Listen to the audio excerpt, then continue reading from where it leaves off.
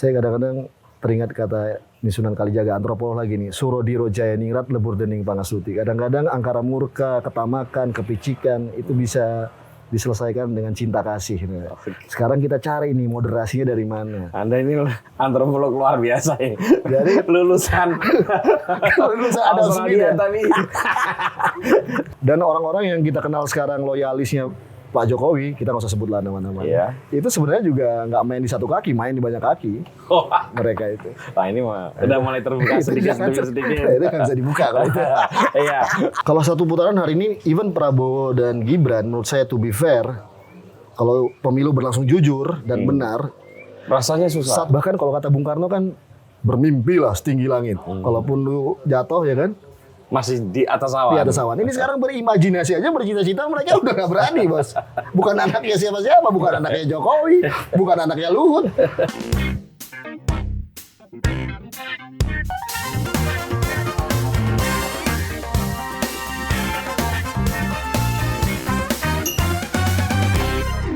Halo teman-teman, ketemu lagi dengan saya Putut Ea, Kepala Suku Mojo.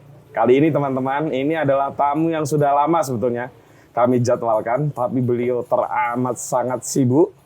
Ampun. Ini tokoh yang luar biasa, yang sangat menjanjikan. Ampun. Kegiatannya itu sampai nggak bisa dihitung 10 jari. Mas Dimas Oki Nugroho. Halo Mas. Halo, Mas Putut, makasih ya atas kesempatannya. Saya itu kalau lihat jenengan Nyon Sewu ya, mirip Mas Andi Malarangen. Andi Malarangen ya. Banyak yang ngomong gitu ya? Iya banyak. Iya. Kenapa kalau jenggotnya lagi nih? Dan terutama mungkin portofolionya, doktor yang kemudian masuk dalam dunia politik ya. Makasih, Mas. Pak Andi Mas senior Malarangen. beliau tuh kita yang muda-muda intelektual organik ini lihat Mas Andi itu inilah pokoknya respect. Iya ya. Respect. Sampai sekarang juga masih keren saya keren, kira ya. Masih keren ya. Pengen juga sih saya ngobrol sama Mas Andi Mas Andi ya. Iya, iya. Termasuk Mas Cul saya juga pengen Mas sih Cul. ngobrol. Tapi Anda saya juga pengen ngobrol. Siap, makasih Mas Putut. Saya sebenarnya pengen ngobrol sama Mas Putut ini. Kita ada berapa kali pengen menghadap dan ngobrol. Apalagi ada info terbaru kan nanti yang akan kita obrolkan juga. Siap. Mas Dimas ini saya baca biografi Anda agak aneh ya. Karena Anda ini SMA Medan, SMA Medan. kuliah di UNER, Kuliah Airlangga Surabaya. Erlangga Surabaya. Baru kemudian S2-nya di Scotland ya, di Scotland. Glasgow. Di Glasgow ngambil international politics. International Politics. S1-nya ISIP ya, S1-nya politik. politik. Itu Political berapa? Science. Anda berarti 96. Saya masuk kuliah 96 di UNER. Adik kelasnya Mas Airlangga pribadi berarti. Satu angkatan. Oh, Mas Airlangga pribadi itu Satu angkatan. 96 ya? 96. Saya kira Masuk dia- fisiknya. Oh. Tapi dia di ekonomi mungkin agak lebih duluan ya. Oh. Dia ada kuliah 2 sempat. Oh, sempat kuliah dia. Dua ya. Di ekonomi lalu kemudian dia gabung di ilmu politik. Seangkatan ketemu saya. Oh, alah, Anda itu satu angkatan. Satu angkatan. S3-nya Anda baru kemudian di Baru South Wales Ke New South Wales ke Australia. di Australia ya. Saya duluan baru Erlangga nyusul. Hmm? Saya duluan berangkat baru kemudian Erlangga nyusul. Tapi Mas Erlangga itu di ini ya, Murdoch. Murdoch. Di Iya. Iya. Dan S3-nya ngambil ini ya, antropologi Mas. antropologi ya, ini yang unik. Itu luar biasa. Biasanya orang antropologi dari S1-nya Iya, baru benar. kemudian ngambil politik Politik. apa gitu ya. Iya. Anda ini kebalikannya gitu. Baliknya. Ternyata saya tercerahkan justru di antropologi politik. Jadi melihat itu lebih fair sebenarnya. Gitu ya. Lebih komprehensif juga karena dalam antropologi itu ada disebut namanya thick analysis. Iya. Jadi thick analysis itu kita harus benar-benar menganalisis sebuah realitas, makasih Mas, sebuah realitas sosial itu secara secara komprehensif, juga multidisiplin dan harus lebih telaten sih, Iya, iya, iya. tanpa judgement. Betul, betul. Kalau kebetulan salah satu antropologi yang paling bagus kalau S1 ya, memang UGM kan. Oh iya Pak itu. Dengan Pak PM Laksono Betul. gitu Itu ya. luar biasa Dan dosen-dosen yang lain yang saya kira ya mengajarkan thick analysis juga. Iya. Ya, dan itu Ada luar dalam biasa. satu grup WA Mas, judulnya antropologi Indonesia. Nah, itu senior-senior dewa-dewa itu ada di situ semua. Rumahnya dekat kantor Mojo. Oh serius? Iya, itu banyak antropolog di sekitar situ. Mas mau Kiri saya ke situ. Ertanto. Oh iya? Iya, iya, iya. Nah, Anda ini biografinya juga luar biasa. Zigzag. Weh, saya baca itu sampai saya di antara sekian ratus orang yang saya kenal gitu ya. Yang maksudnya saya cukup kenal gitu. Hanya ada satu teman yang agak menyerupai Anda gitu. Yang sempat jadi aktivis, selalu bekerja di LSM Internasional, NGO Internasional, pernah di UNDP ya. Pernah di UNDP, UNDP itu termasuk yang kasus menyelesaikan recovery Aceh ya. Aceh saya. Rekonsiliasi.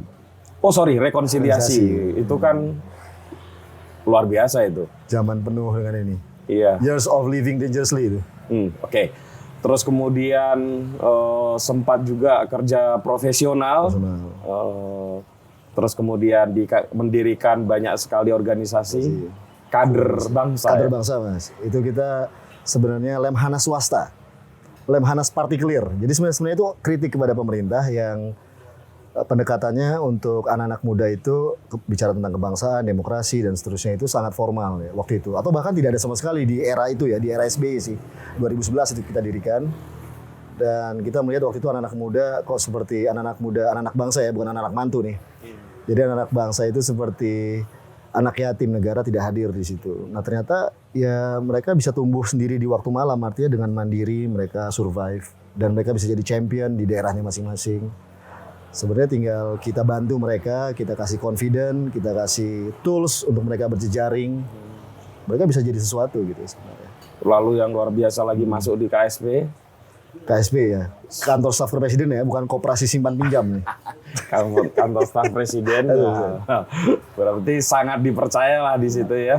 Waktu itu jabatannya apa Mas di KSP? Saya di staf khusus Mas. Staf khusus. Saya sebenarnya masuk itu sejak zaman Pak Luhut. Tapi waktu itu saya mundur karena saya maju pilkada Depok. Depok ya? Ya, Depok. Terus juga setelah dari situ saya zamannya Kang Teten saya diajak masuk lagi jadi staf khususnya Kang Teten. Terus di zaman Pak Muldoko saya mundur. Meskipun saya diminta lagi untuk tetap di situ tapi saya memilih di luar karena saya pikir kayaknya ini di waktu itu harus ada penguatan di ranah masyarakat sipil. Kalau semuanya pengen masuk ranah negara, ntar siapa yang jagain masyarakat sipil? Ternyata dugaan saya terjadi sih. Hari-hari ini. Hari-hari ini. Terus kemudian sempat jadi ini ya, komisaris di BSM. Di BSM. Ya? BSM. Dan yang termutakhir, bukan termutakhir sih, ada juga kegiatan lain yang sebetulnya teman-teman tahu, yaitu mendirikan Akar Rumput Consulting ya. Akar Rumput Strategi Consulting. Itu sejak 2012 Mas. Itu lebih dulu berarti itu lebih dulu. Cuman sampai sekarang masih eksis ya. Masih eksis, alhamdulillah. Masih sering mengeluarkan rilis-rilis. Masih merilis. Diskusi, workshop, survei. Oke, tapi Anda sebetulnya kelahiran mana, Mas Dimas? Saya itu orang dari ayah Jawa Timur. Kalau boleh tahu dari mana? Tulungagung. Oke, Mataraman ya. Nah, terus tapi dari nenek itu kita dari Purworejo, Kutoarjo. Dari garis bapak. Tapi kalau dari garis ibu saya itu Melayu Minang. Jadi ayah saya itu dia bekerja di bank, terus pindah-pindah. Nah saya kebetulan lahir di kota Pematang Siantar, Sumatera Utara. Ketika ayah saya tugas di situ. Jadi saya agak kosmopolit nih Mas. Iya. Jadi background ada Jatimnya, ada Melayu, ada Minangnya, ada Jawanya, ada Indonesia Melayu, banget lah ya. Dan familiar dengan Batak. Jadi dengan Batak itu saya subkultur di Sumatera Utara itu saya cukup kenal karena saya di Medan, di Pematang Siantar dan di Medan itu sampai SMA. Terus saya pindah ke Surabaya itu. Anda kenapa memilih masuk ke ilmu politik? Jadi saya itu sejak dulu memang sudah berdiskusi dengan bapak, dengan ayah saya itu tentang situasi politik sih. Saya sudah kecil tuh sudah terpapar dengan 2 buku. Satu buku itu Di Bawah Bendera Revolusi. Satu lagi Kapita Selectanya Natsir. Wah. Jadi 2 itu sama ya ada beberapa pemikirannya Bung Hatta sih. Terus saya pembaca yang baik sejak SD itu Tempo, Editor, Kompas. Dan bapak saya itu selalu berdiskusi sih, mungkin bapak saya itu adalah perbankan backgroundnya dan bahkan atlet. Dia mantan pemain bola PSMS dan Timnas dulu Mas. PSSI zaman 68 juara dulu PSMS Persyarikatan. 70 Asian Games Bangkok. Tapi beliau itu punya concern tentang politik yang luar biasa. Jadi kita malam tuh setelah nonton Dunia Dalam Berita, Kita diskusi tentang tentang Indonesia, tentang global. Jadi ketika dulu editor di Bredel, nah itu waktu SD saya ingat banget tuh yang cover depannya Iwan Fals. Terus kita udah membahas tentang jenderal-jenderal tentara, siapa ya kira-kira yang punya punya profil memimpin. Dulu saya udah ingat tuh kiprahnya LB Murdani, terus Tri Sutrisno di zaman itu. Jadi ya kocak juga sih. Jadi sejak SD itu sudah terpapar dengan politik. Jadi ketika ketika kuliah itu memang saya arahnya mau ke sana memang, mau studi ilmu politik. Karena saya berpikir dan saya sangat mengidolakan Bung Karno sih. Ini orang luar biasa sih. Waktu 96 masuk UNER itu kan di sana juga ada pergolakan kan? Iya. Kalau nggak salah itu si Dita baru masuk penjara itu ya, Dita sama Muhammad Soleh ya. Iya, itu kan setelah 27 Juli persis, setelah 27 Juli. Iya betul. Setelah 27 Juli kami diumumkan UMPTN. Saya lagi di Jogja itu Mas sebenarnya. Saya waktu itu keterima di 3 UGM sebenarnya itu. Wah mirip nih, jangan-jangan kita ini dulu satu kelas, cuma saya satu angkatan di atas. Iya. Ada broadcast, broadcast. Oh iya. Jadi saya diterima, tapi kan karena keluarga saya di Surabaya, sebenarnya keluarga saya banyak yang keagama. Kakak saya nomor 1, dia di Visipol UGM. Terus ada kakak saya nomor 4 juga di Gajah Mada. Jadi kami waktu saya cukup familiar sih dengan Jogja. Tapi ketika diterima di politik UNER, saya langsung mengambil di situ. Itu waktu dulu kita nggak berani ke UI karena secara ekonomi kayaknya nggak mungkin di Jakarta tinggal. Kita di Surabaya gitu. Tapi justru Surabaya is nice, antara Jogja Surabaya. Karena kalau di Jakarta mungkin terpapar dengan epicentrum politik kita jadinya juga takutnya konsentrasinya juga berkurang. Di Surabaya itu dulu ada organ menjelang reformasi itu namanya ABRI. ABRI ya? ABRI ya, masih tahu ya? Saya. Teman-teman saya itu. Iya. Termasuk sekarang ini yang lagi nyalek juga namanya Mas Aldi. Iya, itu teman saya baik. Tapi Aldi ya. Surabaya itu asik-asik. Jadi saya pertama kali yang 96 itu kampus kosong karena semuanya pada lari. Betul. Senior. Saya termasuk yang lari itu. Lari karena bukan karena ya takut aja, takut-takutan gitu. Tapi bukan guru ya, mentor politik pertama kali saya ada anak-anak Smith kebetulan. Jadi ada Windy, Purwadi ya, Purwadi. Terus Heru, oke. Windy. Nah, jadi itu yang kemudian yang memberikan saya ini hormat tuh kepada senior. Dandi. Ya, itu orang-orang yang luar biasa. Ya. Anda ini ya ikut terpapar mereka. Wah itu orang-orang bahaya itu. Orang bahaya yang kemudian ya memberikan saya api keberanian sih. Kemudian waktu itu merebut posisi ketua hima politik dan 98 itu satu-satunya bahkan organisasi formal mahasiswa di dalam kampus yang turun ke jalan dan memobilisasi mahasiswa lain. Betul. Kalau mereka kan soalnya ngumpet nih di belakang. Jadi mereka pakai organisasi formal untuk nyewa ruangan, nyewa tempat buat acara. Nah, lalu setelah selesai dari Sospol, apa yang Anda kerjakan pertama kali di antara sekian banyak aktivitas itu? Saya pertama kali kan setelah jadi ketua hima itu setelah reformasi 99 itu saya adalah terpilih menjadi presiden pertama BEM yang eksekutif di UNER, tapi sebenarnya di FISIP sih awalnya. Jadi saya tahun itu menjadi presiden mahasiswa. Terus ketika mau di tingkat universitas saya nggak mau, saya buat aja forum bersama untuk memilih pemilu raya. Jadi sebagai badan persiapannya lah. Karena saya waktu itu sudah merasa kalau saya harus buru-buru segera nih untuk memfinishkan aktivitas mahasiswa yang luar biasa, menyenangkan. Tapi takutnya saya justru malah keasikan. Jadi saya harus cepat selesai kuliah. Tapi memang saya mengincar posisi jurnalis. Oh iya, Anda pernah jadi jurnalis. Reporter TV7 Kompas. TV7 ya benar. Sama Jawa Pos kalau nggak salah. Pernah magang. Ya. Jadi saya magang di Jawa Pos, magang di Republika. Sempet, jadi ketika waktu presiden BEM itu ada tawaran sebenarnya nyalek di DPRD atau di mana. Tapi saya menolak, saya kemudian lebih memilih jurnalis. Dan diterima di Kompas di TV7 itu dan lalu setelah dari situ saya sebenarnya skripsi belum selesai tuh, tapi saya bohong sama bos saya yang wawancara. Saya bilang saya akan selesai gitu. Terus sebenarnya saya waktu itu di Kompas Cetak Tapi ada senior yang mewawancarai saya yang melihat bahwa karakter kamu ini bukan wartawan cetak nih. Apalagi gitu. Kompas kan very ini ya, very ketat gitu loh. Iya. Kultur bekerjaannya mungkin nggak sesuai dengan cara background saya aktivis belak-belakan Jawa Timuran ya. Jadi mungkin lalu ada tawaran untuk di TV waktu itu. Akhirnya saya ambil, tapi tiap sore saya ngerjain skripsi saya. Dan lalu alhamdulillah selesai di tahun 2001 itu. Lalu saya sempat diminta oleh waktu itu Mas Bambang SK tuh yang jadi Pimretnya CEO-nya TV7 untuk megang Pala Biro Jawa Timur. Jadi saya balik lagi memang. Jadi saya megang Biro Jawa Timur sekaligus juga covernya Indonesia Timur. Jadi di situ saya liputannya khusus liputan konflik, Mas Putut. Ambon, terus apa yang paling sering Ambon sih saya. Jadi lalu kemudian Aceh. Jadi itu adalah pengalaman pertama dan syukur sih saya punya background aktivis itu juga bisa menganalisis sesuatu terus cukup kritis ya jadinya. Saya melihat situasi yang terjadi saat itu di masa Presiden Bu Mega ya waktu itu ya, Presidennya Mega. Itu penuh dengan pertanyaan-pertanyaan besar sebenarnya yang kemudian jawabannya saya munculkan dalam hati aja sebenarnya. Tapi hari ini memang ya persoalan-persoalan kita sebagai negara bangsa sebenarnya ya ada di situ juga sebenarnya hari ini. Tapi saya pikir dengan era generasi baru hari ini, di mana era ini trauma-trauma sosial politik masa lalu semoga nggak ada lagi dan semangatnya adalah politik baru yang lebih segar lah ke depan ini.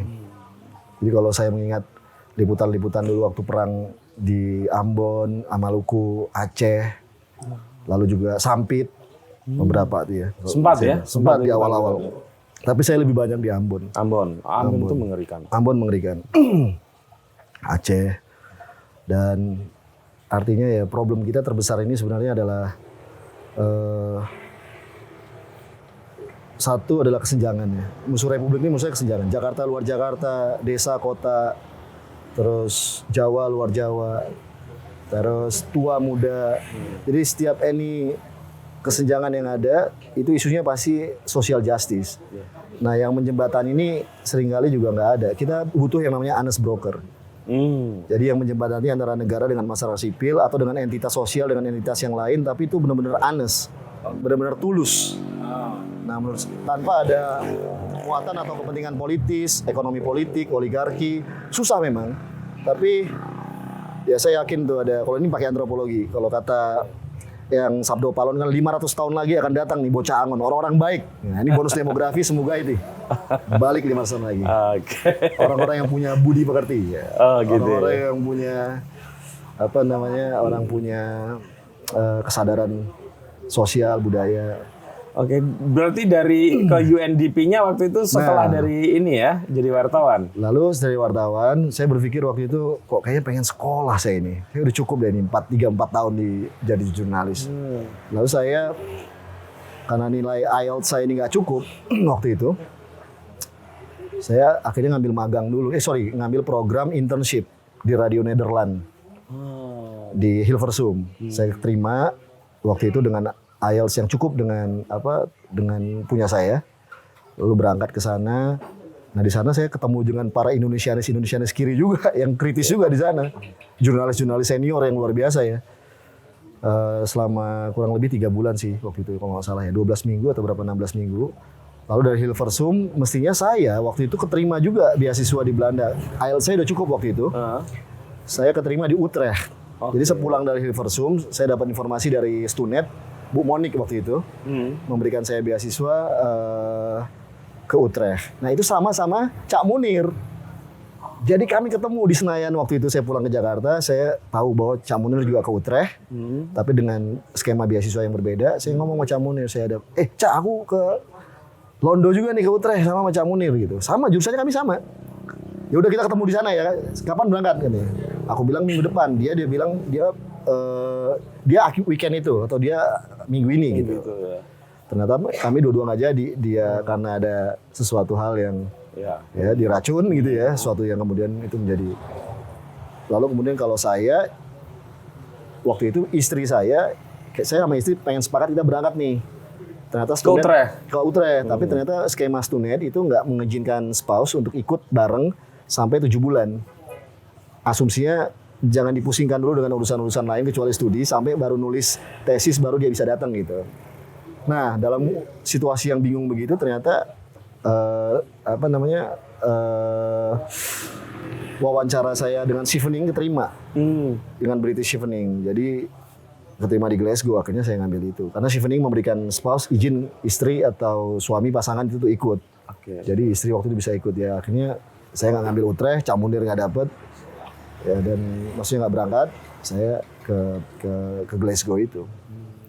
Glasgow itu nama kampusnya Adam Smith Building. Jadi itu ternyata rektornya dulu, prinsipalnya dulu pernah Adam Smith. Yang jelas kesebelasannya agak mengerikan juga itu Glasgow. Kalau bertarung nih antara Rangers sama Celtic, lebih bagus kita di rumah aja. Oke, mulai kemudian berpolitik praktis ya, silakan. Sepulang itu baru kayak saya ke UNDP, Mas Putut. Oh, pulang itu ya? Pulang itu saya pengen masuk ke development karena saya pikir kok menarik ya gitu ya bicara tentang development ini. Kita ingin belajar dari waktu itu saya ada concern sih, memang NGO ini kan berjamur ya pasca reformasi. Iya betul. Dan untuk saya memastikan demokrasi, peralihan demokrasi baik-baik saja ya. Baik-baik saja. Cuman kalau waktu itu saya lihat yang menarik dari NGO ini kenapa mereka bisa seprofesional itu, semilitan itu, sedisiplin itu. Nah, saya merasa kalau bisa ada kesempatan saya dapat belajar langsung dari ibaratnya epicentrumnya langsung nih gitu. Saya melihat UNDP tempat yang baik. Nah ternyata saya kirim lamaran waktu itu dari Inggris, waktu dari Glasgow, terima, panggil wawancara. Yang menarik waktu pertama pulang, malah pekerjaan pertama saya yang diterima via email itu malah kemudian menyatakan bahwa dia reschedule posisinya, dia reconsider. Oke. Dan itu untuk masuknya dia reschedule. Jadi kalau nggak salah mundur 3-4 bulan. Wah itu pusing juga waktu itu kita karena udah memutuskan balik kan ke Indonesia. Terus tapi akhirnya ada tawaran lain, proyek sosialisasi MOU Helsinki. Nah dari situlah saya masuk pertama kali UNDP. Oh bukan, yang pertama kali dari UNSFIR, United Nations Support Facility for Indonesia Recovery. Jadi itu proyek untuk membantu pemerintah transisi demokrasi. Dulu program koordinatornya namanya Dr. Satish Mishra. He is very good, dia luar biasa. Terus ada juga di situ. Programnya apa ya itu? Programnya jadi kalau saya waktu itu meneliti dan menulis white paper untuk konsolidasi demokrasi. Jadi bos saya di atas saya langsung itu namanya Letnan Jenderal Purnawirawan Agus Wijoyo. This guy is also luar biasa. Ini distinguished person ini. Jadi Pak Agus ini sosok jenderal reformis. Reformis betul. Very open minded dan menurut saya dahsyat sih. Nah, baru setelah itu kemudian di Aceh. Di Aceh setelah itu setelah selesai dari situ saya kemudian masuk ke proyek UNDP yang lain yang sosialisasi MOU Helsinki. Terus di Aceh saya kemudian bertemu dengan sosok-sosok luar biasa juga ya. Dulu nama bos saya itu namanya Kusuma Adi Nugroho, ini luar biasa sih. Jadi kalau UNDP itu isunya sebenarnya pertarungan antara staf yang merah putih dengan staf yang dari luar. Jadi artinya bagaimana sebenarnya waktu itu apalagi isu Aceh ya. Bagaimana kita mampu menjaga gimana ya, demokrasi is penting, tapi juga kalau orang-orang yang bekerja pada level negara itu kan menjaga stabilitas politik juga tak kalah pentingnya. Karena ini menyangkut hajat hidup orang banyak juga kan. Tapi bagaimana marwah dari masyarakat Aceh pasca tsunami dan pasca konflik itu harus disembuhkan, lalu diangkat, dan kemudian diberikan kepercayaan diri bagi mereka. Dan waktu itu saya melakukannya melalui yang kita sebut, saya ikut mendirikan namanya Badan Reintegrasi Damai Aceh, BRA namanya. BRA. Ya, tapi kalau resminya kalau di sana BRDA sih. BRA ini Badan Reintegrasi Damai Aceh ini awalnya dipimpin oleh namanya Profesor Yusni Sabi. Beliau adalah rektor IAIN Araniri waktu itu. Itu juga luar biasa. Jadi kita juga ketemu sama orang-orang hebat sih. Ada namanya Dr. Islahuddin. Beliau adalah dekan Fakultas Ekonomi Unsyah. Kalau Pak Hamid Awaludin itu? Pak Hamid level elit, beliau di level Wapres. Oke ya. Oh iya di levelnya Pak JK ya. Iya. Tapi kan sesungguhnya yang bekerja untuk kemudian Di bawah, memastikan pertama implementasi MOU itu benar-benar. Kan dulu pemerintah Indonesia punya kewajiban untuk mendeliver kompensasi untuk ex-kombatan kan. Nah problemnya kan dikunci di angka 6.000. Sementara kombatan ini kan bukan hanya yang dari GAM, tapi juga yang pro republik kan juga ada, yang peta, yang basisnya mereka di Benar Meriah, itu kan banyak tuh. Nah itu kan juga mereka ini harus masing-masing bawa senjata. Saya ingat banget tuh ketika membahas tentang angkanya berapa dan jumlahnya berapa itu masing-masing masih bawa AK-47 di atas meja. Jadi waktu itu gubernurnya siapa ya? Saya lupa tuh, Pak Gubernur Aceh ya waktu itu. Itu, tapi kepemimpinan beliau juga luar biasa. Pak siapa sih namanya? Pak Azwar Abu Bakar apa ya? Mustafa Abu Bakar. Nah, jadi Anda itu penuh dengan pengalaman luar biasa dan mentor-mentor yang luar biasa ya? Iya, saya ketemu orang-orang luar biasa sih Mas. Ya kebetulan aja sih saya merasa bahwa ternyata Indonesia ini dipenuhi champion-champion yang luar biasa. Dari manapun mereka, dari kanan maupun kiri jalan.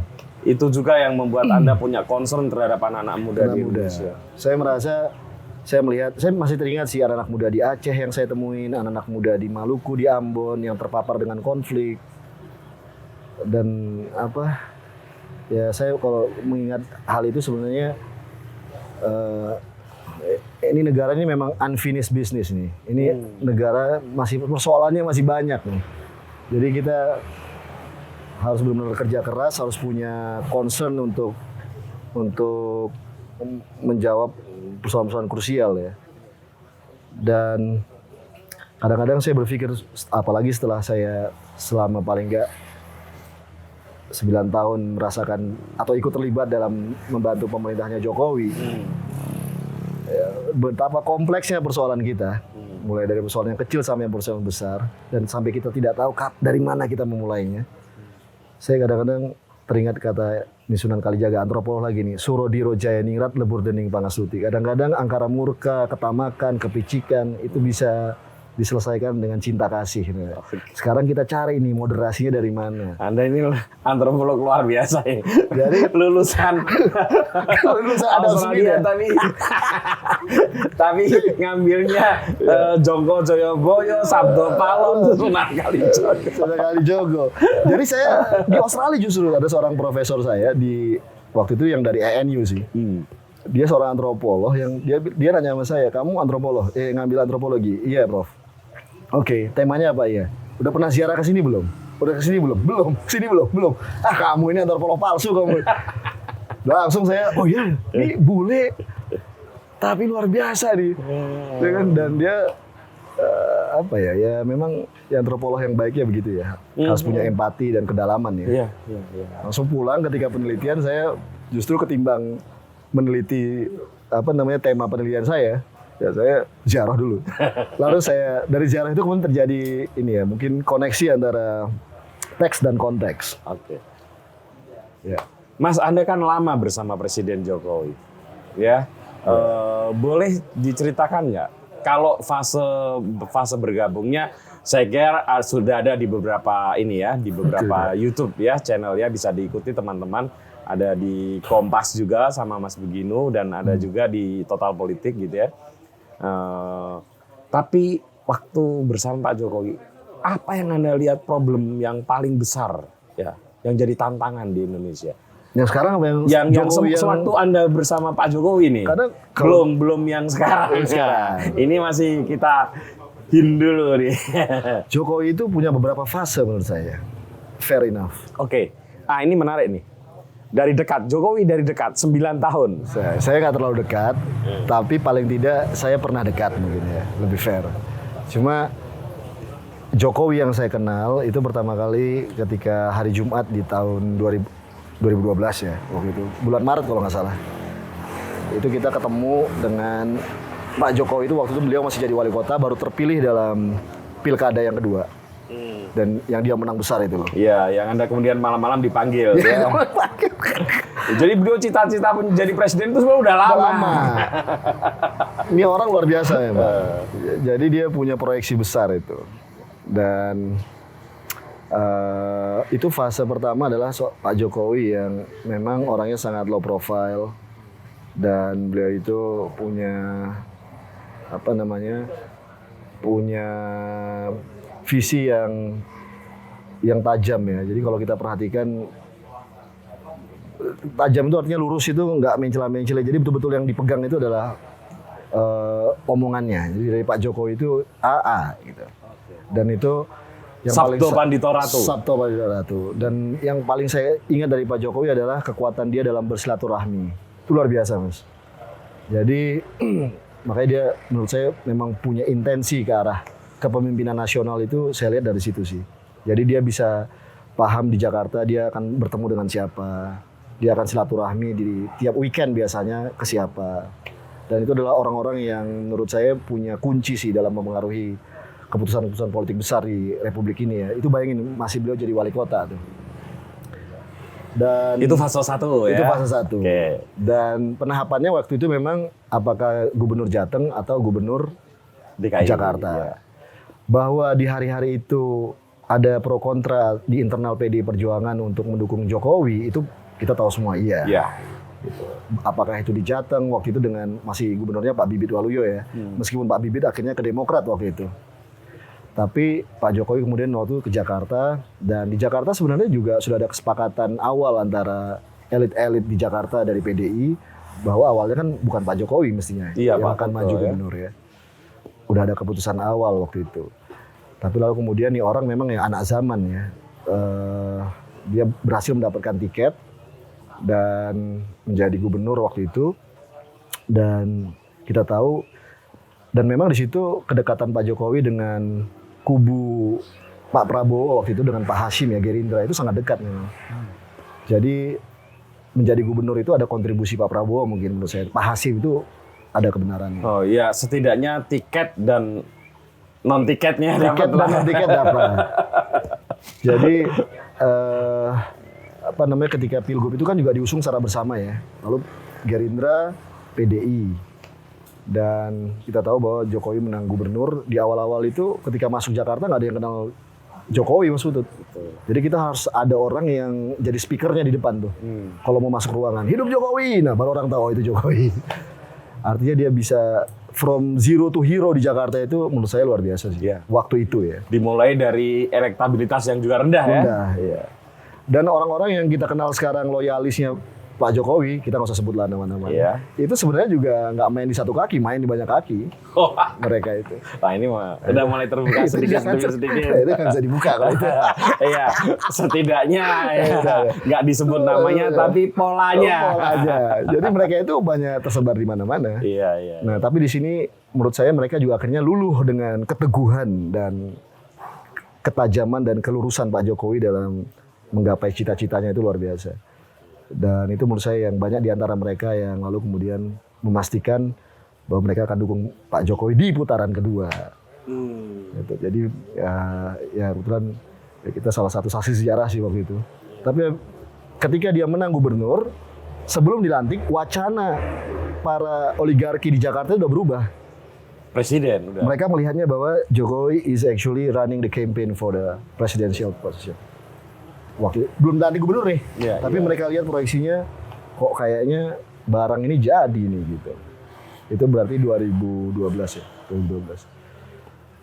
Dan ya seperti ya sejarah lah kemudian lalu selama 2 tahun itu. Nah selama Anda di KSP ya, apa yang Anda lihat dari hal yang menarik di Indonesia ini dan sekaligus tantangan besar gitu? Menurut saya gini sih, banyak sih Mas Putut. Tapi ininya pertama, tantangan terbesar kita ini adalah, tadi saya sampaikan adalah, kita ini kalau kita masuk ranahnya dari mana dulu nih? Let's say dari struktural dulu ya. Oke. Tadi saya bilang ini kesenjangan luar biasa. Disparitas ya? Disparitas. Jadi secara ekonomi politik, ada sekelompok kecil orang yang menguasai akses kapital yang luar biasa. Dan sebenarnya ini tidak sedramatis itu jika memang kalau ada kelompok-kelompok masyarakat sipil kita kuat dalam membangun yang namanya partnership atau kemitraan dengan mereka. Artinya apa? Itu harus betul-betul. Nah ini balik lagi ke aspek sosiokultural. Bagaimana kita ngebangun yang namanya bukan bonding social capital, tapi bridging social capital. Jadi ini persoalan kultural, syakwa sangka, ini persoalan mayoritas minoritas, persoalan bagaimana mengelola kebersamaan. Nah menurut saya itu harus dites, diuji dalam mengatasi persoalan disparitas tadi. Jadi kalau kita belajar dari Amerika Latin, kalau ekonomi rakyat itu kan nggak bisa langsung kalau kita bicara tentang bagaimana konsentrasi kapital ini didistribusikan secara lebih adil dan merata, ini arahnya harus tetap nggak bisa narasi-narasi konfliktual revolusioner hari begini. Kita harus bangun kemitraan. Nah kemitraan itu menurut saya yang paling penting adalah bagaimana negara memfasilitasi yang tadinya banyak konglomerasi besar itu menggandeng basis-basis ekonomi rakyat, bisa koperasi, bisa organisasi-organisasi sosial keagamaan, NU, Muhammadiyah dan seterusnya ini untuk bersama-sama menanggulangi persoalan besar ini gitu. Selain negara tentunya punya program sendiri untuk bicara tentang pengentasan kemiskinan, lalu kemudian bicara tentang membangun bukan hanya Jakarta sebagai konsentrasi infrastruktur dan seterusnya, tapi tetap nih ini harus kerja besar yang bersama-sama. Jadi ini dulu menurut saya yang paling penting. Meskipun kita untuk sampai ke sana kita bicara kesiapan. Itu yang paling fundamental lah ya. Iya. Tapi untuk ke sana itu juga kita harus lihat nih kesiapan birokrasi bagaimana. Persoalan yang kecil misalnya database. Jadi kadang-kadang masalah dari pemerintahan ini kalau Mas Putut nanya selama saya di situ, yang paling krusial menurut saya adalah bagaimana birokrasi benar-benar profesional dan mereka harus punya kualitas yang kuat dalam melayani rakyat dan membantu pemerintahannya atau membantu negara untuk berjalan dengan baik. Sekaligus jangan terjebak pada proyek-proyek politik partisanship. Itu satu. Yang kedua adalah bagaimana database. Database ini harus benar. Mau gimana kita mengentasan kemiskinan, lawang database kemiskinan dan kemiskinan ekstrim kita nggak pernah detail dan jelas. Data pemilu aja kadang-kadang kita masih kacau. Iya masih kacau. Jadi ini database selalu kacau kalau mau selalu pemilu. kacau. Jadi termasuk kemarin tuh pengumuman dari pajak atau apa itu yang nicknya harus sama dengan KTP loh. Bukannya waktu kita ngurus NPWP ada KTP-nya. Kemarin yang paling kita diuji itu adalah ketika COVID. Oh iya betul. Kan harus memastikan penerima manfaat itu benar-benar detail kan dan harus memang jelas. Iya. Bukan hanya data dari manusianya, warga negaranya, tapi juga data UMKM berapa, data penerima kur berapa, data yang kreditnya macet berapa. Iya betul. Data karena kan sempat harus dipending dulu pembayarannya kan. Itu kan harus jelas gitu karena negara mau subsidi. Nah, jadi menurut saya hal yang seperti ini yang harus menjadi PR besar sih. Kalau mau negara mau reform, sebenarnya yang paling penting itu sih. Iya, database-nya. Database rakyat itu jelas. Iya, pangkalan datanya itu memang nggak tahu. Iya. Mas, silakan minum kopinya karena Masih. saya mau bertanya yang lebih serius lagi. Ngeri. Anda tadi mengakui bahwa Presiden Jokowi punya visi yang hebat. Oke, saya setuju. Tapi kemudian Pak Jokowi ini sekarang kan ya bukan lamat-lamat lagi. Tanda-tandanya sudah jelas untuk berada di kubunya Pak Prabowo dan Mas Gibran. Kenapa Anda memilih untuk berada di kubunya Mas Anies Baswedan dan Cak Muhaimin Iskandar atau Gus Amin ini? Nah itu soalnya begini, pertanyaan saya agak lebih dalam lagi karena kan paradigma politik yang diusung ya itu adalah supaya terjadi persatuan nasional ini nggak goncang. Oke. Si Prabowo Gibran. Iya Prabowo Gibran kan yang selalu ditelorkan kan itu. Ini fondasinya itu. Jadi sehingga ini diharap nanti akan terus jadi komposisi yang permanen gitu ya. Sehingga apa yang sudah dilakukan oleh Presiden Jokowi akan terus berkelanjutan. Nah ini kan sering kemudian lebih mudahnya disebut persatuan nasional atau persatuan Indonesia. Itu diomongkan oleh semua orang. Dari Budiman Sujatmiko, Mas Budiman Sujatmiko sampai Pak Fahri Hamzah. Pak gitu. Fahri Hamzah. Ya kan semua itu. seturut dengan itu. Nah, ini ada orang yang sangat mengagumi Pak Jokowi, ikut berjuang di dalamnya, pernah aktif di dalam KSP gitu ya. Seorang tokoh muda yang akar-akarnya juga banyak gitu ya. Tiba-tiba memilih dengan Anda lihat tadi problem itu gitu ya. Tapi Anda memilih ke Mas Anies. Apa yang terjadi? Oke, siap. Ketua, Mas Putut. Pertama, ya tentunya karena bagaimanapun saya merasa bahwa gimana ya. Pertama positioning saya sebagai intelektual dulu lah. Oke, Ya. boleh. Ini self proclaim Ya, sebagai saya merasa diri saya sebagai book reader, sebagai Ya. pembaca buku yang baik, dan saya merasa apa yang sebagai pembaca buku yang baik, apalagi buku-bukunya ini yang saya baca buku-buku politik ya. Ya, Politik itu kan sebenarnya Mas, political science itu esensinya adalah yang namanya membangun kelembagaan politik, sehingga terbangun yang namanya political order, tertib politik, itu aja sebenarnya. Kelembagaan politiknya dibangun. Kalau hari gini namanya institusionalisasi demokrasi. Iya. Gitu. Kalau zaman Orde Pak Harto dulu ada namanya Dr. Alfian yang mimpin LIPI. Dia buat judul bukunya namanya Pembangunan Politik. Ya kurang lebih gitulah. Jadi political science ini adalah bagaimana kita membangun kelembagaan politik yang modern ya.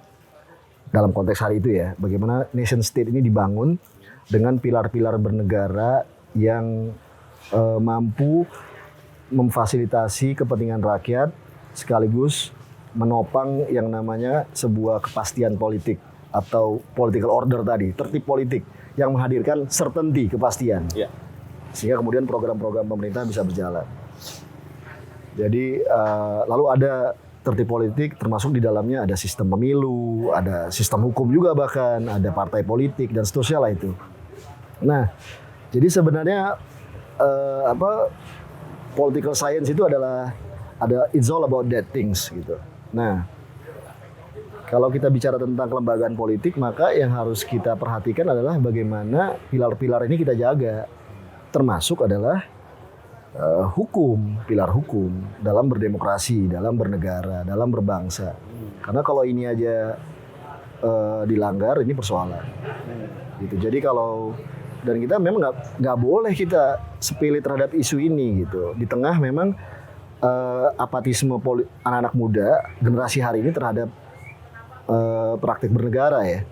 Kan mereka tidak begitu care mungkin di zaman kita. Kalau di zaman kita ibaratnya waktu itu kalau nggak ikut demo anti Soeharto kayak gimana gitu. Ada panggilan besar gitu. Kalau hari ini kan pembicaraan soal negara kan tidak pernah semulia seperti pembicaraan saya dengan bapak saya dulu gitu. Melihat pemimpin itu seperti apa. Ya waktu itu melihat bagaimana praktek-praktek bernegara yang disosialisasikan oleh era Orde Baru, meskipun itu adalah bagian dari sebuah sistematika despotisme, tapi itu cukup terasa sih bahwa kita memang ya sholat aja harus ada syafnya gitu, harus ada jamaahnya, harus kita bangun gitu, harus ada semacam sebuah tata tertib yang memang kita jaga bersama. Bahwa itu dilakukan dengan cara-cara retorik seperti Bung Karno, atau cara-cara orasi revolusioner, atau cara-cara mesin politik despotik seperti Orde Baru. Mestinya di era reformasi sekarang, apalagi dengan kita kan dapat legacy dari Gus Dur bahwa kalau negara mau bener, lu sendiri juga harus bener nih, ikut bertanggung jawab gitu. Sebagai warga negara lu harus terlibat. Jangan hanya serahkan pada elit, jangan hanya serahkan pada negara, tapi civil society juga involved. Iya. Itu yang disebut masyarakat madani. Masyarakat kan? madani. Nah, menurut saya kan kita udah sampai tahap itu. Di era SBY juga begitu. Nah, kemudian di era sekarang ketika ada kasus Gibran itu, menurut saya kita tidak menolak Gibrannya, tapi kita menolak caranya yang kemudian itu menerobos pilar-pilar hukum negara. Itu menurut saya itu tidak unacceptable. Oh, itu satu hal. Itu satu hal. Itu yang membuat Anda kemudian berpikir beda gitu ya. Beda. Okay. Lalu kemudian yang kedua adalah ketika ini persoalan kebebasan sipil, bagaimanapun ini penting. Pak Prabowo ini dengan segala hormat, ini orang hebat. Dia seorang menurut saya negarawan. Ya, dan this guy is also book reader. Dia seorang pembaca buku yang baik. Tapi referensi beliau dalam pemerintah itu adalah backgroundnya adalah militer dan militerisme dengan segala hormat. Hari begini di era pasca pandemi di era pasca digitalisasi, pasca krisis, di era geopolitik, memang godaan untuk tarikan strongman itu tinggi. Ya. Seperti yang terjadi di Turki dengan Erdogan, ketika di Rusia dengan Putin. Ya, kematangan orang itu seolah-olah ini ya jadi Strongman. hal yang baku ya. Ya, jadi ada buku judulnya The Age of Strongman. Jadi era di mana orang kuat itu menjadi sangat penting hari ini. Seolah-olah menjadi penting. Karena dunia dalam uncertainty. Exactly. Ya. Nah, menurut saya tetap teringat pada apa yang menjadi legasi Gus Dur yang saya bilang tadi, bahwa Indonesia ini nggak mesti harus tarikannya ngikut seperti itu. Karena kita insya Allah udah khatam nih dengan kayak begituan.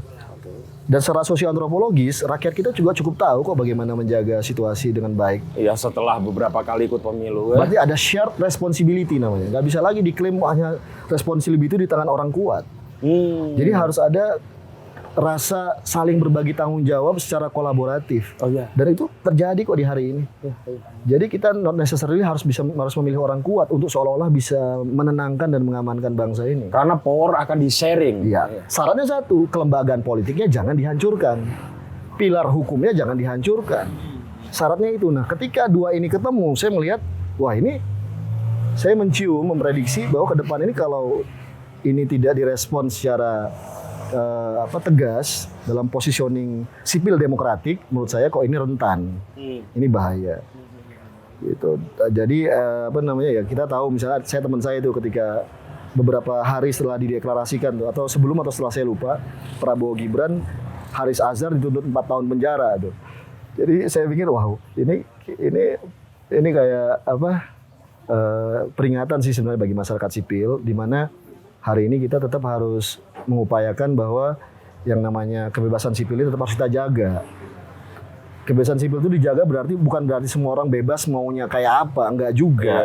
Gitu. Tapi yang kita perkuat adalah kesadaran. Jadi pendidikan kewarganegaraan, human capital, tapi juga adalah kelembagaan demokrasi.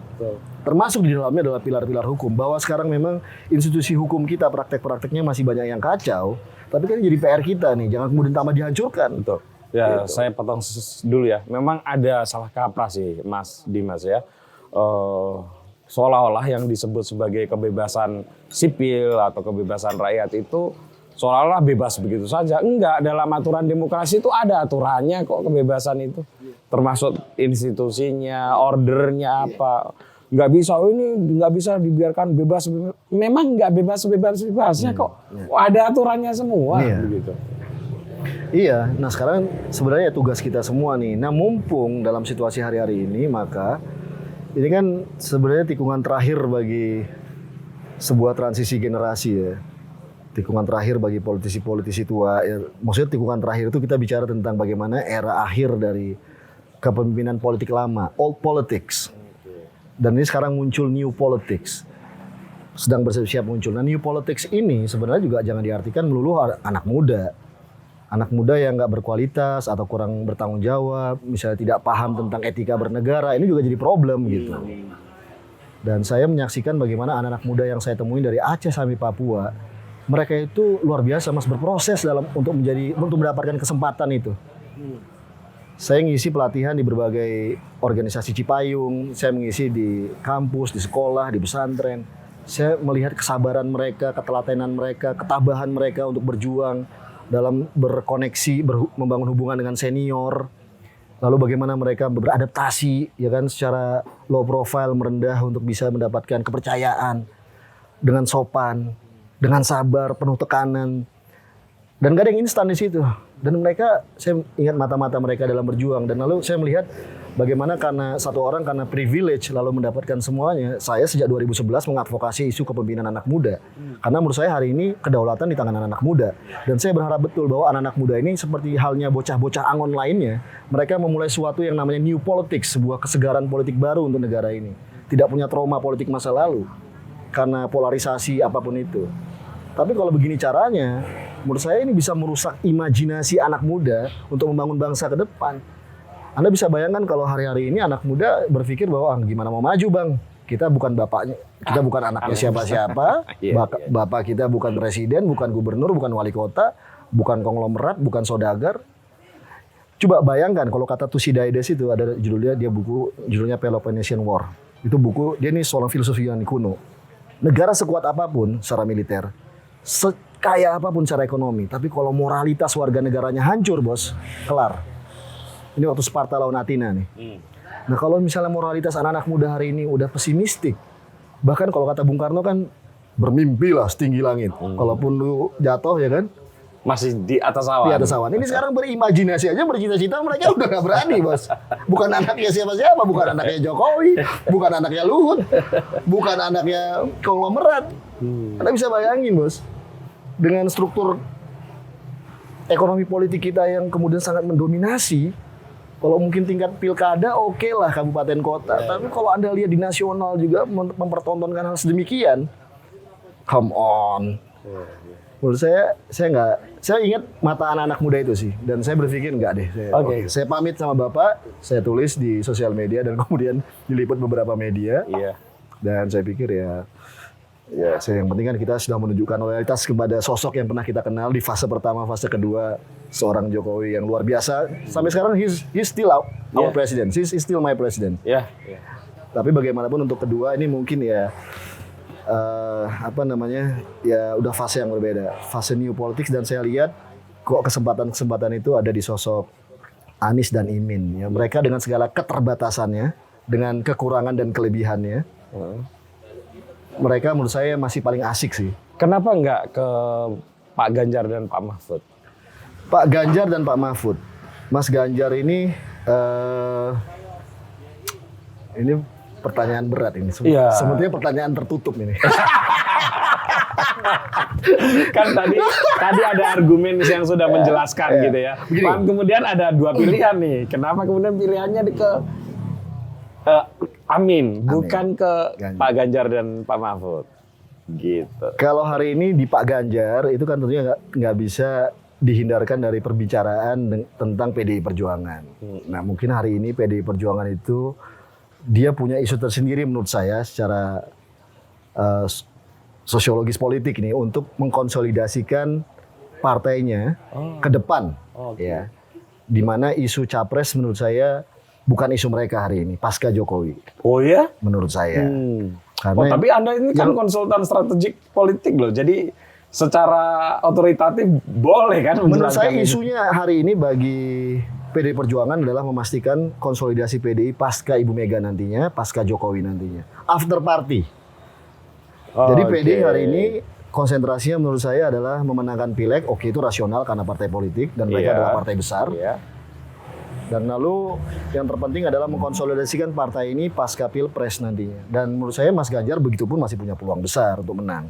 Sekalipun terjadi friksi-friksi ya. Ada yang matiin mesin, ada yang ngerem mungkin, ada yang akseleratif. Tapi bagaimanapun isunya hari ini adalah bagi PDI Perjuangan bagaimana mencoba untuk mengkonsolidasikan sebagai partai kaum nasionalis ya. Ini rumah kaum nasionalis tetap menjadi partai besar ke depannya dan kompetitif pasca 2024. Kenapa nggak boleh kompetitif yang sekarang? Masih punya kesempatan. Pertanyaan saya belum dijawab. Kenapa kemudian di Amin nggak diganjar gitu? That's a good point. Susah ini Mas. Dilanjutin dong. Ya bahwa punya preferensi pribadi kan nggak ada masalah. Ya. Tapi Anda kan bukan sembarangan orang, seorang scholar, seorang ahli strategi ya, pasti punya pertimbangan-pertimbangan ya, termasuk preferensi pribadi tentu saja. Mas Ganjar itu orang yang baik. Ya, yang pertama ya saya kenal beliau dan kenal sama orang-orang sekitar beliau. Mereka ini bekerja keras dan punya punya ketangguhan politik juga yang luar biasa menurut saya. Dan tekanannya untuk hari ini menurut saya beliau cukup besar sih. Saya bersimpati dengan beliau, dengan tekanan-tekanan politik yang diterima oleh Mas Ganjar hari-hari ini ya. Bersimpati, berempati, tapi tidak berada di barisan beliau. Tidak berada di sana. Kenapa? Kalau itu pilihan politik ya Mas Butut ya? Tentu saja. Pilihan politik. Ya. Saya melihat bahwa saya merasa kalau bicara tentang yang jelas secara objektif, saya suka dengan visi misinya Mas Anies. 8 jalan perubahan itu saya suka. Jadi ada 1 sampai 4 bicara tentang sosial ekonomi, baik mikro, makro, sustainability, development, environment, terus tentang kemiskinan ada di situ, tentang lapangan kerja, bahan pokok 1 sampai 4. Menurut saya rapi, keren. Lalu saya suka dengan 56 karena 56 itu terkait dengan human capital, self dan community. Itu menurut saya keren sih. Baru itu 6 ya. Sisanya itu 5, 6, 7, 8, 9 itu bicara tentang 7 sama 8. 78. Ya, itu bicara tentang defense, tentang demokrasi. Dan menurut saya itu clear sih bagi saya untuk melihat jalan perubahan dari visinya Mas Anies ini, itu yang kita butuhkan untuk ke depan. Itu yang pertama. Yang kedua, hari-hari ini kalau kita bicara tentang bagaimana proyeksi Indonesia ke depan itu adalah membangun sebuah penguatan basis-basis kelembagaan ya. Dan saya menilai bahwa hari ini dengan tadi kan Mas Putut bilang ada rekonsiliasi di sana. Di kubunya Anies Persatuan Indonesia dan atau Imin ini Persatuan juga Nasional. rekonsiliasinya luar biasa hari ini. Anda bisa bayangkan nih dua kubu yang tadinya sejak 2 pemilu sebelumnya pertarungannya luar biasa. Di situ ada PKB, di situ ada PKS, ya kan? Di situ ada Nasdem. Dan Nasdem ini juga menurut saya menarik sih. Anda bisa bayangin ya. Ini partai yang ketika Pilpres dukung Jokowi, ketika Pilgub dukung Ahok, sekarang dukung Anies Baswedan. Kalau saya ditanya partai paling nasionalis hari ini siapa? Nasdem. Ke depan, saya mengimajinasikan dari Nasdem nanti tidak tertutup kemungkinan seorang Aceh atau seorang Papua atau seorang Bali akan diusung menjadi presiden, wakil presiden, atau siapapun. Yang penting lu cinta sama negara dan lu punya kapasitas dan integritas dan punya loyalitas terhadap NKRI. Lu kita dukung. Menurut saya itu menarik sih perspektif itu. Dan pertemuan antara PKB dengan PKS menurut saya sweet sih. Bagaimana mereka mampu mencoba untuk tadi yang saya sampaikan, membuang syak-wasangka dari masing-masing yang selama ini terpolitisasi sedemikian rupa oleh politik cebong kampret. Lalu bertemu pada tataran teknis, bekerja sama dalam proyek-proyek kolaboratif demi rakyat atau demi, katakanlah hari ini demi pemilu ya. Tapi bagaimanapun mereka akan kerjasama membangun kolaborasi. Saya pikir ini sesuatu yang penting yang kita butuhkan nih, praktek-praktek kecil atau bahkan besar ya. Tapi mampu menunjukkan bahwa bangsa ini tidak sesekerdil itu, tidak secebong kampret itu. Oke. Lalu kemudian saya melihat juga bahwa hari ini kan anak-anak muda, ya tadi yang pertama mereka nggak melihat lagi kok sesungguhnya lu agamanya apa, sukunya apa, tapi melihat lu mampu nggak, lu jujur nggak. Yeah. Itu yang saya lihat waktu Ahok dibela bisa demikian banyak di Jakarta. Luar biasa. Meskipun yang menang Anies ya waktu itu. Iya. Tapi saya lihat bahwa hari ini apa ya, anak muda itu, nah itu yang bagaimana kita mampu bekerja pada hal yang sifatnya strategik maupun teknik untuk membongkar yang namanya syak-wasangka, tamak, intrik itu dengan cinta gitu loh, dengan toleransi, dengan moderasi. Yang tadi Surodiro Jayaningrat Lebur Dening Pangestut ini saya melihat di situ. Dan kombinasi mereka berdua ini yang saya sebutkan tadi politik asik gitu loh, antara Anies dengan Imin itu bisa main sarung-sarungan, lalu bisa ketawa-ketawa. Anda bayangin biasa selama ini kalau setiap di KPU itu yang ngomong pasti selalu capresnya gitu. Nah Anies kasih jalan untuk Muhaimin untuk ngomong, bukan seperti pasangan yang lain. Itu kalau menurut saya kan sesuatu yang kolaboratif ya, yang menunjukkan bahwa it works well gitu. Paling tidak di awal terkesan seperti itu. Dan artinya visinya kan ke arah sana. Dan kalau Pak Ganjar, Pak Mahfud ini, kalau Mas Ganjar ini memang beliau kan kita tahu sebagai, saya kenal beliau dengan baik, saya tahu visi beliau dengan baik. Tapi memang pilihan saya pada akhirnya agak berat di awal. Tapi saya melihat bahwa Anies Imin pilihan kami anak-anak muda, saya pribadi dan lalu dengan teman-teman ini kita diskusikan sih di kader bangsa sendiri, di Gerakan Nusantara Anak Muda Satu Nusa Satu Suara. Yang jelas kita tidak ke nomor 2 waktu itu. Jadi kita ngobrol dari Aceh sampai Papua anak muda melalui Zoom ya. Ada sekitar 3-4 kali kita ngobrol. Akhirnya kita, dan bukan voting, waktu itu musyawarah mufakat, kita bilang kita bersama kekuatan sipil demokratik. Waktu itu adalah Anies dan Imin. Kita beri masukan, kita berikan kritik ke pasangan ini, itu diterima dengan baik. Jadi nggak alergi dengan kritik sih. Lebih terbuka, lebih open minded, lebih cosmopolit, lebih asik. Saya kebetulan belum pernah ngobrol sama Pak Mahfud lebih dalam ya. saya yakin Pak Mahfud juga tidak anti kritik. Dan tadi saya sampaikan hari-hari ini partai seperti PDI Perjuangan itu juga harus menunjukkan dia lebih terbuka terhadap hal-hal yang sifatnya lebih inklusif ya, lebih open minded, bahkan lebih kritis terhadap partai itu sendiri gitu. Ini di babak-babak akhir obrolan kita, Mas Dimas, karena sudah 1 jam. Begini, Anda kan juga surveyor ya, punya lembaga survei ya. Banyak survei mengatakan bahwa pasangan Amin ini tertinggal. Bisa jadi Prabowo Gibran 1 putaran, atau kalaupun toh nanti masuk putaran kedua itu adalah lawannya adalah pasangan Pak Ganjar dan Pak Mahfud. Dari kacamata Anda dan data yang Anda miliki, apa sesungguhnya yang terjadi? Oke, saya surveyor sekaligus juga antropologi politik. Jadi ada pendekatan dalam antropologi itu namanya etnografi. Jadi kita sebenarnya tidak begitu percaya begitu saja dengan yang namanya propaganda politik. Data survei itu oke, itu kan secara kalau surveinya benar, itu kan survei itu hendak memotret situasi di hari itu. Ya kan? Yang kemudian dianggap mendekati hari nanti. Ketika agenda politik atau pemilu itu berlangsung.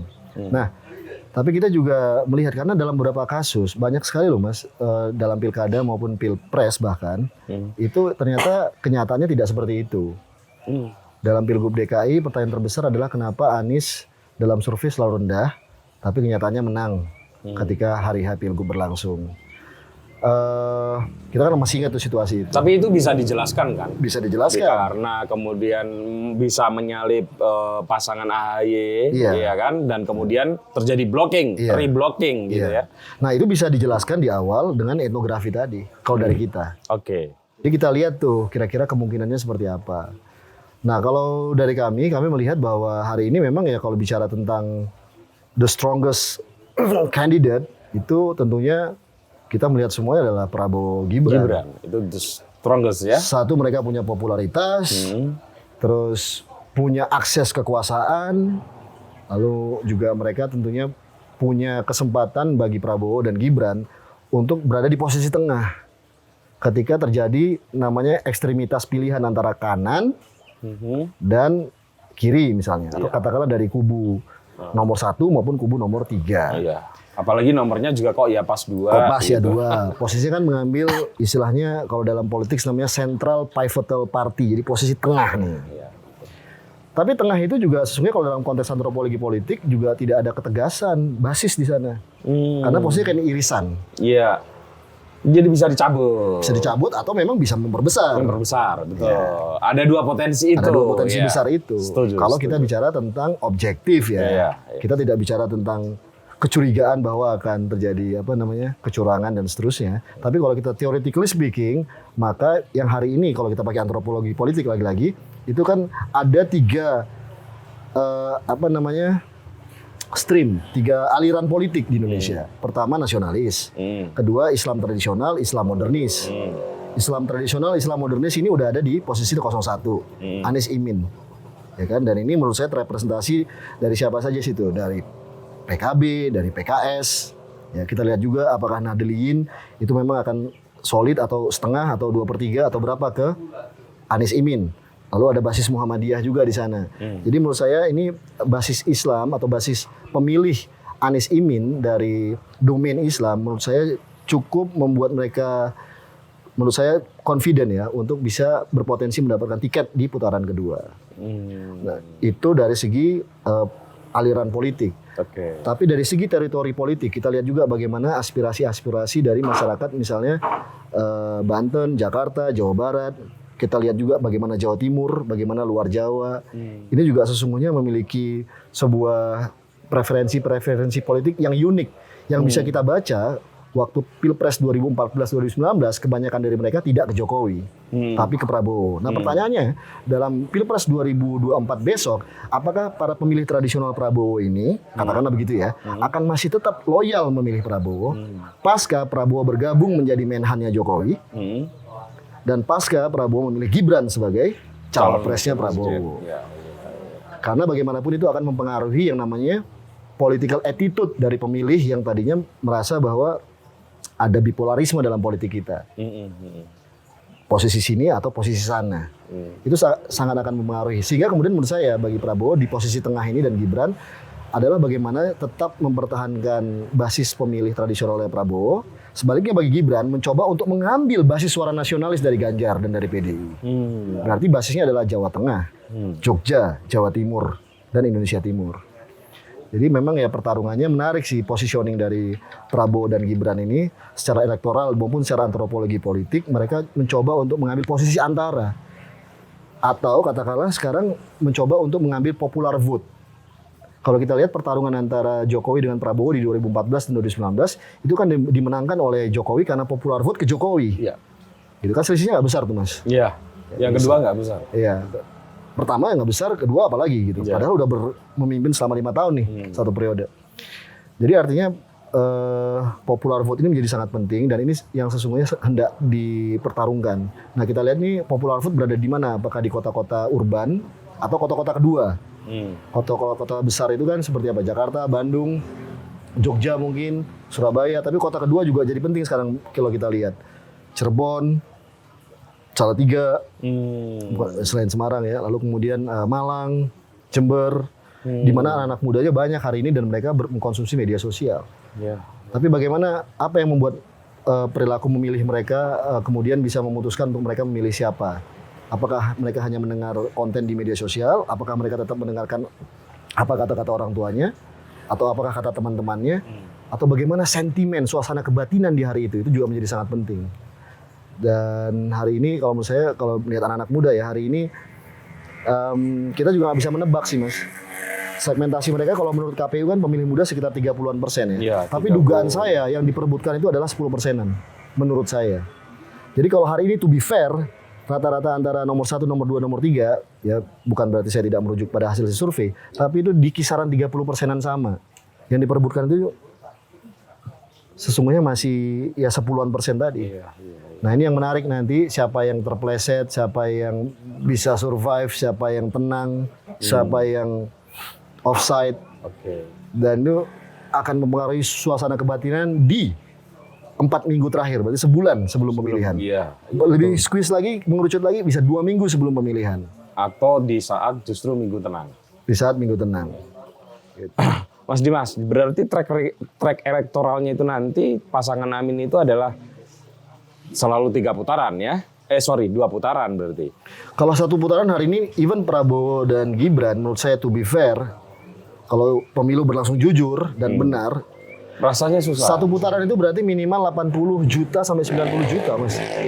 Itu sangat huge. Dan itu harus ada beberapa, kan berapa? 20 berapa provinsi yang harus kemenangannya ini ya? Anda bisa bayangkan ya, Banten 8,8 juta, 8, berapa juta, Jakarta 8, berapa juta, Jawa Barat DPT-nya 35 juta, ya. Jawa Timur 31, Jawa Tengah 28, Jogja saya lupa tuh. Wah, Anda hafal ya? Iya, ini dikumpul aja. Jogja itu 10 kalau nggak salah. 10 ya. Jadi itu dikumpul aja kan oke, memang bisa sampai segitu, tapi kan nggak mungkin nih Prabowo Gibran akan atau siapapun itu akan mampu memastikan bahwa konsolidasi suara mereka sebesar itu hari ini ya, kalau menurut saya.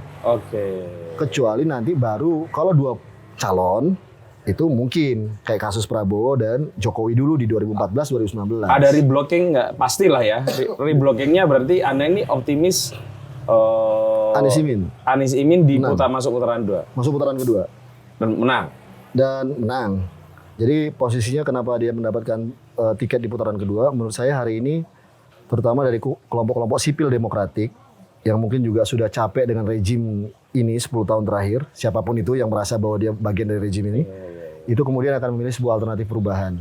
Ditambah basis sosial yang kuat tadi, basis sosial Islam modernis dan tradisional yang kemudian menyatu. Di waktu Pilpres 2014-2019 PKB berada di Jokowi loh. Sekarang mereka bergabung di posisi sini. Dan ditambah dengan kekuatan sipil demokratik, masyarakat sipil, kelompok-kelompok yang sudah mungkin jenuh dengan situasi perpolitikan selama 9-10 tahun terakhir, mereka akan lihat alternatif. Gitu. Dan ini menurut saya salah satu kekuatan yang tidak bisa disepelekan, sehingga siapapun itu menurut saya tidak bisa menyepelekan kekuatan ini. Meskipun tadi saya sampaikan kalau orang bicara tentang hari ini pasar taruhan pasti akan bicara Prabowo menang. Ganjar pasti punya potensi menang karena dia adalah dari partai penguasa gitu, dan atau masuk dapat putaran kedua. Tapi kita lihat, saya berada di capres yang mungkin adalah bagian dari kekuatan-kekuatan sipil demokratik di situ, dengan berbagai, sekali lagi saya sampaikan, berdasarkan kelebihan dan kekurangannya. Tapi saya bisa membayangkan kalau kita kritik Mas Anies, kita kritik Caimin, ancamannya bukan penjara, ancamannya bukan hal-hal yang kemudian itu pernah menjadi pengalaman traumatik kita di era Anda jamin sebelumnya. itu kalau mereka berkuasa begitu? Saya bukan jamin, saya membayangkan. Oke. Karena This won't dulu happen. waktu Jokowi berkuasa, kita juga nggak membayangkan akan ada seperti ini. That's good point sih. Iya kan? Ya, semua bisa berubah sih. Dan Republik ini kan memang ya yang tidak kita sangka, misalnya ya Pak Jokowi mengambil pilihan kemudian mengutamakan politik dinasti, apapun itu alasannya ya. Oke. Ya. Ya, oke. Nanti kita jelas ngobrol sambil ngopi lagi ya. Iya. Ya, terakhir banget. Terakhir. Kasih pemirsa kami argumen. Kenapa Amin bakal menang? Baik Mas Putut.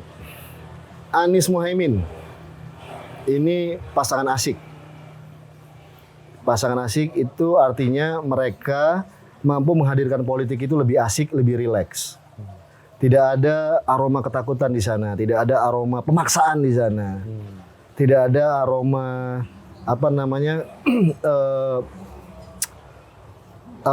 kekhawatiran bahwa nanti akan ada sebuah yang namanya tekanan-tekanan politik ya. Dan kami melihat bahwa hari ini Indonesia butuh sosok pemimpin yang bisa dicontoh, diteladani oleh anak muda yang lain. Yang bisa diteladani Bisa mereka. yang lain. Anies dan Imin ini menurut saya itu sama kayak dulu ketika saya bertemu Jokowi dulu. Waktu beliau misalnya jadi wali kota. He was nobody, bukan anaknya siapa-siapa. Oke. Dia berproses. Dia punya punya Jalannya sendiri. jalan sendiri, punya tekad yang kuat. Dan saya temukan itu di Anies dan Imin. Mereka tuh berjuang dari awal, berproses. Masuk di organisasi awal, jadi mahasiswa, ikut beraktivitas dalam mahasiswa dan seterusnya dan seterusnya. Ada ketelatenan di sana. Jadi ada kedekatan dengan perjuangan anak-anak muda yang saya temuin. Dan saya pikir anak-anak muda yang lainnya juga berkaca pada pengalaman itu hari ini. Gitu. Dan lalu kemudian ada situasi di mana politik itu lebih rileks ya, dengan bagaimana yang dimunculkan oleh sosok Caimin, oleh Anies dalam setiap pertemuan mereka, dengan interaksi mereka dengan publik. Dan yang terpenting juga adalah bagaimana sebuah bangsa itu punya harapan sih Mas, punya harapan baru. Gitu. Kita ini kan bangsa ini hari ini bagi orang-orang tua ini kan adalah tikungan terakhir tadi saya sampaikan. Ini anak-anak muda jumlahnya besar banget, 60-an juta. Mereka butuh sosok baru yang bisa mereka teladanin. Yang genah gitu loh, yang bener. Bahwa memang setiap manusia punya kelebihan dan kelemahan, yes. Tapi bagaimana paling tidak mereka bisa menggambarkan, oh kalau Anies bisa, kalau Imin bisa, gue juga bisa. Aku juga bisa. Sebetulnya Ganjar juga gitu, Mas. Ganjar begitu juga, ya. Nanti wawancara sama tim yang mendukung Ganjar. Tapi bagaimana menurut saya hari ini, yang terpenting juga adalah membangun sebuah rekonsiliasi besar di masyarakat di bawah pasca Pilpres model cebong kampret. Jadi hari ini harus dibangun rekonsiliasi besar, dan dengan apa yang dilakukan di barisan Anies Imin ini, di partai-partai pendukung Anies Imin itu menunjukkan sesuatu yang kita sebut namanya demokrasi agonistik, demokrasi inklusif, demokrasi berdasarkan cinta. Karena nggak mungkin Mas, negara kalau Jokowi bilang Indonesia maju kalau rakyatnya tidak bersatu, Bos. Bersatu bukan gara-gara ditekan sama militerisme, bukan gara-gara ditipu oleh retorika-retorika besar, tapi dibangun oleh ketulusan. Gitu. Jadi saya ingat benar yang disampaikan oleh Gus Dur itu, legasinya. Apa yang disampaikan oleh Gus Dur itu adalah tugas kita sebagai bangsa Indonesia, warga negara Indonesia adalah memastikan jangan sampai ada lagi konflik diakibatkan oleh politik, apalagi jika mengakibatkan konflik korban jiwa dan seterusnya. Jadi bagaimana membangun yang namanya tadi bridging social capital. Kita lihat nih gitu ya, kita lihat bagaimana yang dinamakan inovasi Anies Imin ini bisa membangun sebuah bridging social capital, dan ke depan menurut saya ingin membayangkan pasca Anies, pasca Imin akan banyak anak-anak muda Indonesia untuk bisa jadi pemimpin bangsa. Bukan hanya dia harus orang Jawa, bahkan bukan hanya dia Muslim, karena kata Bung Karno Indonesia ini adalah semua untuk semua. Dari Papua, Aceh, NTT, Bali, mereka harus bisa dan mereka harus bermimpi dan bisa jadi pemimpin nasional. Dan Anies Imin ini semua untuk semua. Ya, mereka merepresentasikan sebuah demokrasi semua Iya, untuk semua sih. merepresentasikan itu. Iya. Termasuk berarti gerakan Anda itu satu nusa satu suara. Anak muda satu nusa satu suara. Anak muda satu nusa satu suara untuk Amin. Untuk amin, kita aminkan Indonesia. Oke. Amin paling serius. Iya. Terima kasih Mas Dimas. Thank you, Mas. Keren sekali ini, memang menyenangkan selalu ngobrol dengan seorang akademisi sekaligus praktek politiknya yang juga kuat ya. Dan punya daya jelajah yang luar biasa di berbagai bidang. Sekali lagi terima kasih sudah menyempatkan waktu untuk berbagi, dan teman-teman sampai ketemu lagi dengan tamu-tamu kami selanjutnya.